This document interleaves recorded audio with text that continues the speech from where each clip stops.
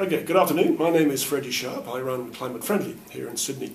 One of the questions we're asked most is what is the impact of the carbon price on businesses large and small?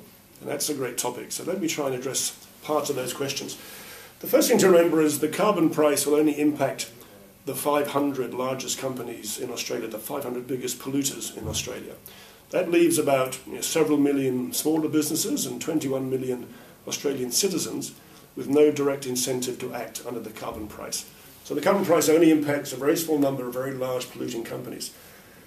Now, of course, those companies will pass on some or all of that carbon price to their consumers, but competition will hopefully keep that pass-through to the lowest possible level. But we will have some price increases in fuel, in power prices, and in related carbon-rich products and services. So the best thing for companies to do who aren't directly impacted, who don't pay the carbon price to the government, is a three-step process. Firstly, understand what your power consumption or what your carbon footprint is and where it comes from. And there are three principal sources for your carbon emissions. One is your direct emissions. If you have a fleet of vehicles that use petrol, that is your responsibility. Second is indirect emissions. For example, when you purchase electricity, somebody somewhere is burning fossil fuels on your behalf. That's also your responsibility. And the third and the biggest area of emissions for every company is products and services you may purchase. For example, you may pay someone to ship materials to your factory, and then you ship products to your customers. The fuel used in that transport is a scope 3 or a set of emissions for which you're responsible.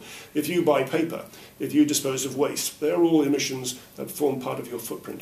And once you know where your emissions come from, you can act upon them to reduce them. And if you use less energy, either directly or indirectly, you will instantly save money and reduce your emissions. And you'll be paying less to those 500 big polluting companies because you're using less of their products. So energy efficiency is the most obvious first step for all businesses to consider. How do I use less energy? How do I therefore pay less of the higher priced products? And how do I reduce my carbon footprint and my emissions?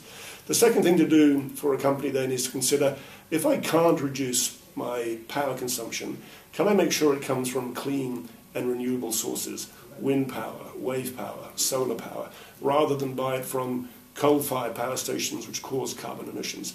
And the third great weapon at your disposal is, can I offset some of my emissions?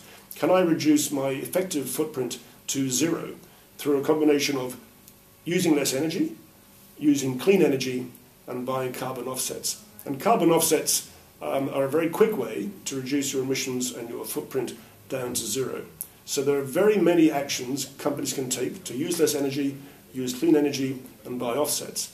And every time you do that, you are paying less to the polluting companies who are paying the carbon price of the government.